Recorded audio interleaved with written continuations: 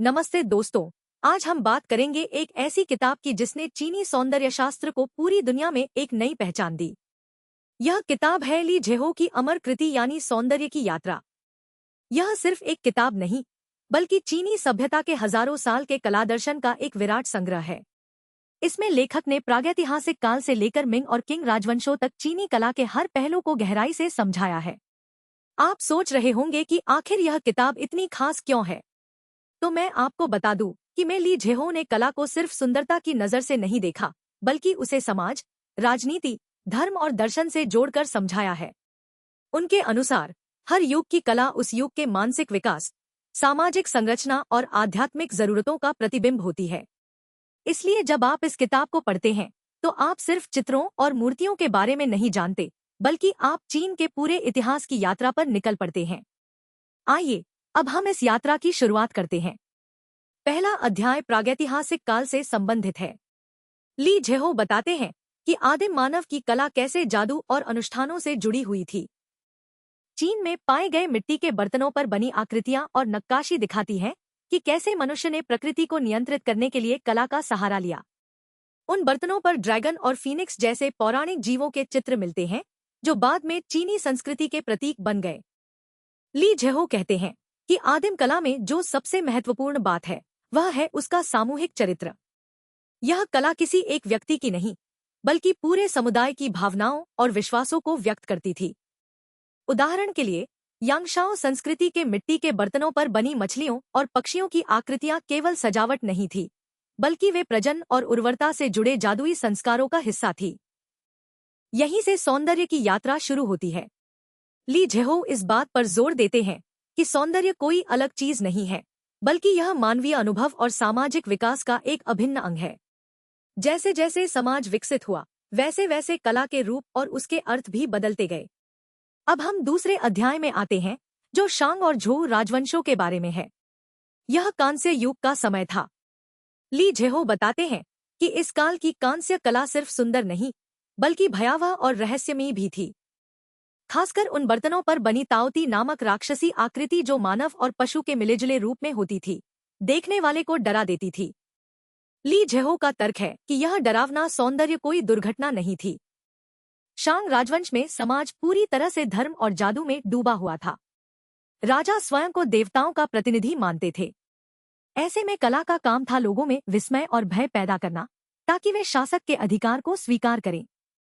ताओती मुखौटे बनाने का उद्देश्य सिर्फ सजावट नहीं था, बल्कि यह शक्ति और सुरक्षा का प्रतीक था। लेकिन झोउ राजवंश में स्थिति बदल गई। झोउ शासकों ने धर्म से ज्यादा नैतिकता पर जोर दिया। उन्होंने स्वर्ग के आदेश की अवधारणा विकसित की, जिसमें राजा को नैतिक होना जरूरी था। इस बदलाव का असर कला पर भी पड़ा। कांस्य बर्तनों के डिजाइन सरल और अधिक संतुलित हो गए।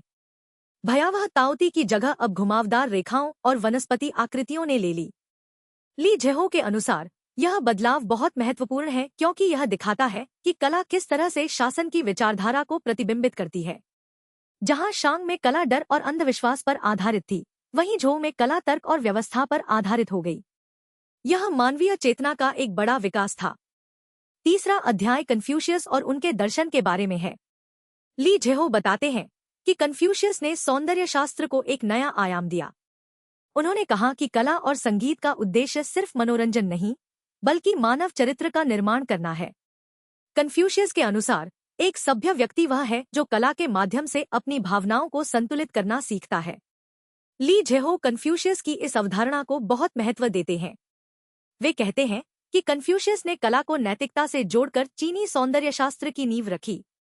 उनके अनुसार अच्छी कला वह है जो मनुष्य को बेहतर बनाए, जो उसे समाज के प्रति जिम्मेदार बनाए। यही कारण है कि चीनी चित्रकला और कविता में अक्सर प्रकृति और मानव जीवन के बीच सामंजस्य दिखाया जाता है।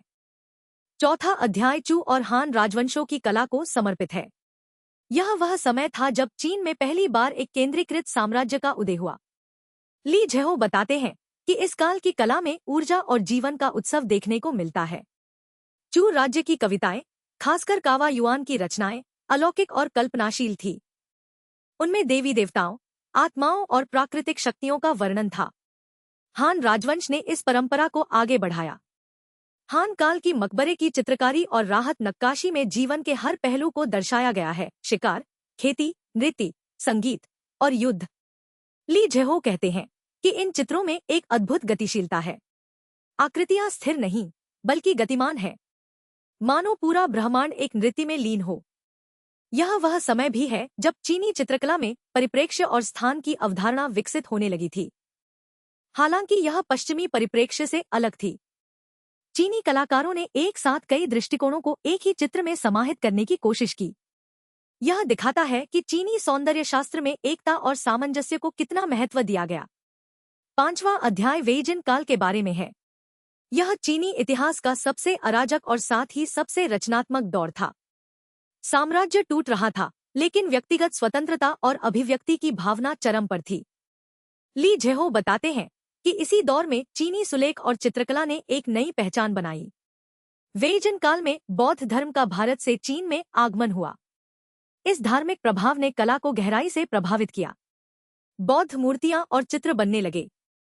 लेकिन ली जेहो का कहना है कि चीनी कलाकारों ने बौद्ध कला को पूरी तरह से अपनी संस्कृति में ढाल लिया। उन्होंने भारतीय मूर्तियों के भव्य और कामुक रूपों को अधिक संयमित और आध्यात्मिक बना दिया। इस काल की सबसे बड़ी देन है सुलेख। वांग शीजी जैसे सुलेखकों ने लिखावट को एक कला के रूप में विकसित किया। ली जेहो के अनुसार सुलेख सिर्फ लिखने का तरीका नहीं है, बल्कि यह चीनी दर्शन की अभिव्यक्ति है। हर स्ट्रोक में संतुलन, लय और ऊर्जा होती है। यह चीनी सौंदर्य शास्त्र का सबसे अमूर्त और साथ ही सबसे प्रभावशाली रूप है।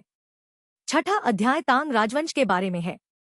तांग काल को चीनी संस्कृति का स्वर्ण युग माना जाता है। ली जेहो बताते हैं कि इस समय चीन विश्व का सबसे शक्तिशाली और समृद्ध देश था। यह समृद्धि कला में भी झलकती है। तांग की मूर्तियां, खासकर बौद्ध मूर्तियां, भव्य और जीवंत है। उनमें आत्मविश्वास और शक्ति का भाव है। तांग काल की कविता भी अद्वितीय है। ली बाई, दू फू, वांग वेई जैसे कवियों ने चीनी भाषा को नई ऊंचाइयों पर पहुंचाया। ली जेहो इन कवियों की तुलना पश्चिम के रोमांटिक कवियों से करते हैं। वे कहते हैं कि ली बाई की कविता में स्वतंत्रता और विद्रोह का भाव है, जबकि दू फू की कविता में करुणा और सामाजिक चेतना है। ये दोनों मिलकर तांग काल की आत्मा को प्रकट करते हैं। तांग काल की चित्रकला में भी यही वैभव दिखता है। घोड़ों और दरबारी महिलाओं के चित्र बहुत लोकप्रिय थे। ली जेहो बताते हैं कि इन चित्रों में शरीर की बनावट और रंगों का प्रयोग इस कदर यथार्थवादी था कि वे देखने वाले को मंत्रमुग्ध कर देते थे। यह सौंदर्य भौतिकता से परे था, लेकिन फिर भी सांसारिक आनंद से भरा हुआ था। 7वां अध्याय सांग राजवंश के बारे में है। सांग काल में चीनी समाज में बड़े बदलाव आए। शहरीकरण बढ़ा, व्यापार फला फूला और एक मध्यम वर्ग का उदय हुआ। ली जेहो के अनुसार इसका सबसे बड़ा असर कला पर पड़ा। सांग चित्रकला तांग से बिल्कुल अलग है। तांग में जहां भव्यता और बाहरी ठाठ था, वहीं सांग में आंतरिक शांति और एकांत की भावना है। सांग काल में लैंडस्केप पेंटिंग को सबसे ऊंचा स्थान मिला। कलाकारों ने पहाड़ों, नदियों और कोहरे के दृश्यों को इस कदर चित्रित किया कि वे एक ध्यान की अवस्था पैदा करते हैं। ली जेहो बताते हैं कि यह चान बौद्ध धर्म का प्रभाव था। चान बौद्ध धर्म सादगी और अंतर्दृष्टि पर जोर देता है। उसी तरह सांग चित्रकला में भी अनावश्यक विवरणों को हटाकर केवल सार पर ध्यान दिया गया। एक प्रसिद्ध सांग चित्रकार फैन कुआन थे। उनकी पेंटिंग यात्रा धारा और पहाड़ों के बीच में एक विशाल पहाड़ खड़ा है और उसके नीचे छोटे छोटे मानव आकृतियां हैं। ली जेहो कहते हैं कि यह चित्र मनुष्य की प्रकृति के सामने विनम्रता को दर्शाता है। यह सौंदर्य का एक नया रूप है जो अहंकार से मुक्त है। 8वां अध्याय युआन, मिंग और किंग राजवंशों के बारे में है। युआन राजवंश मंगोलों द्वारा स्थापित किया गया था।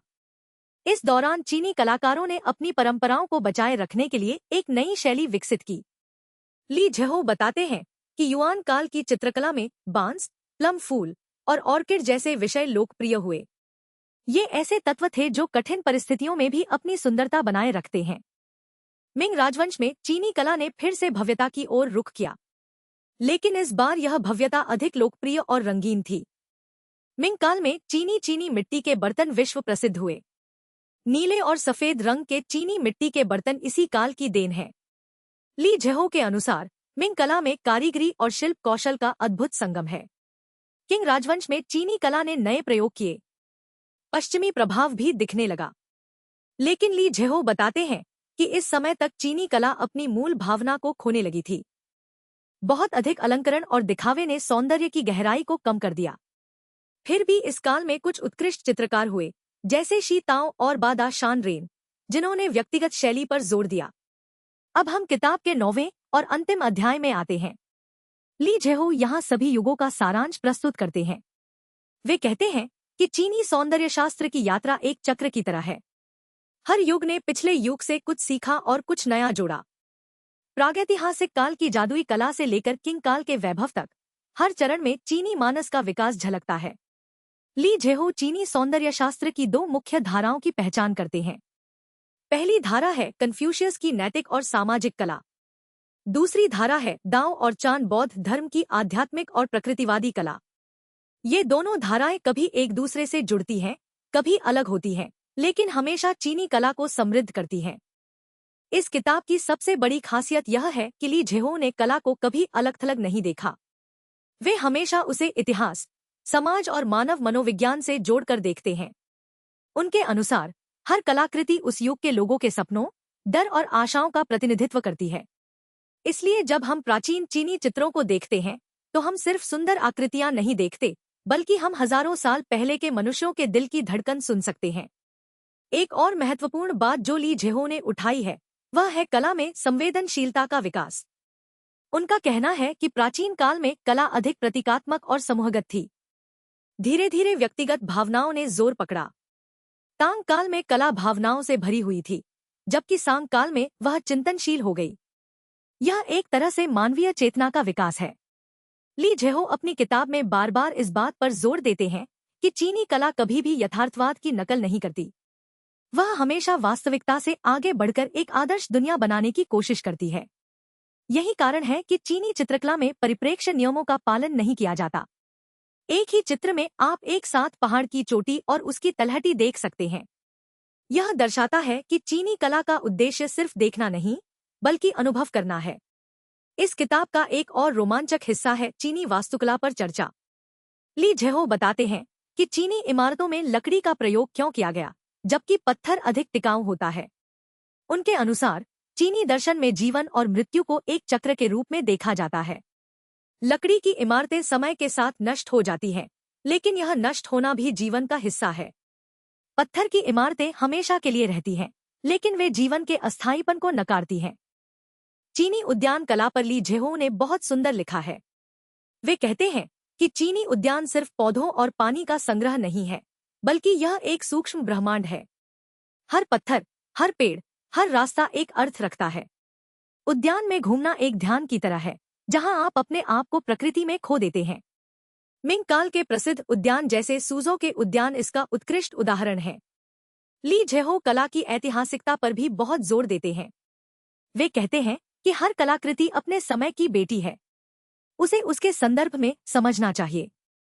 जब हम शांग काल के कांस्य बर्तनों को देखते हैं तो हमें उस समय के जादूटोने और बलि प्रथा को समझना होगा। तभी हम उन बर्तनों पर बनी भयानक आकृतियों का मर्म समझ सकते हैं। इस किताब की एक और अनूठी बात यह है कि ली जेहो पश्चिमी कला से तुलना करते हैं। वे मानते हैं कि पश्चिमी कला यथार्थवाद और मानव शरीर की पूर्णता पर केंद्रित है, जबकि चीनी कला आत्मा और प्रकृति के सामंजस्य पर।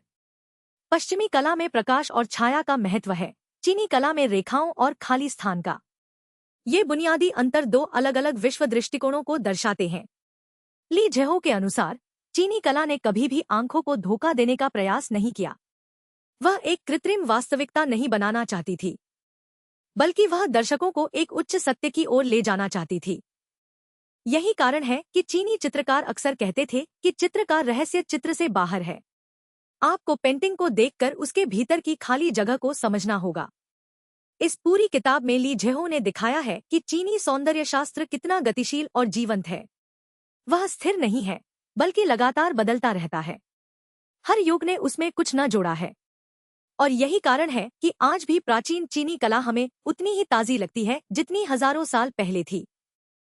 अंत में ली जेहो हमें याद दिलाते हैं कि कला का असली मूल्य उसकी उम्र में नहीं, बल्कि उसकी सार्वभौमिकता में है।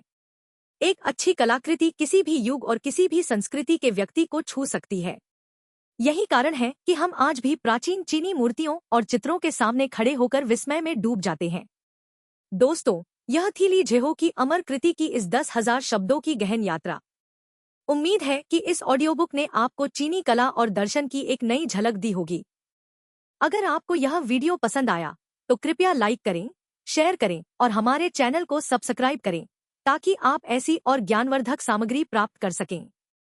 याद रखिए, कला सिर्फ आंखों का विषय नहीं है, बल्कि हृदय और आत्मा का विषय है। जब आप किसी चित्र को देखें तो उसके पीछे के समय, समाज और मनुष्य को महसूस करने की कोशिश करें। तभी आप सच्चे सौंदर्य तक पहुंच पाएंगे। धन्यवाद। अब इस किताब से कुछ चुनिंदा उद्धरण सुनिए। ली जेहो लिखते हैं, चीनी कला की सबसे बड़ी शक्ति यह है कि वह आपको एक ऐसे स्थान पर ले जाती है जहां समय रुक जाता है और आप ब्रह्मांड के साथ एक हो जाते हैं।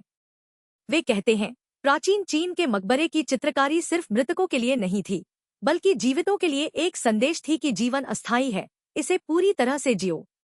और अंत में वे लिखते हैं, सौंदर्य वह नहीं है जो आंखें देखती हैं, बल्कि वह है जो आत्मा महसूस करती है। यही चीनी सौंदर्य शास्त्र का गूढ़ रहस्य है। दोस्तों, फिर मिलेंगे अगली बार एक नए विषय के साथ। तब तक कला से जुड़े रहें और अपने आसपास की सुंदरता को पहचानें। नमस्कार। यह स्क्रिप्ट लगभग 10,000 हिंदी शब्दों की है, जो प्राकृतिक टीटीएस नरेशन के लिए उपयुक्त है। हर पैराग्राफ के बाद का उपयोग किया गया है। कोई मार्कडाउन या स्टेज डायरेक्शन नहीं है। शीर्षक, विवरण और टैग सभी हिंदी में हैं।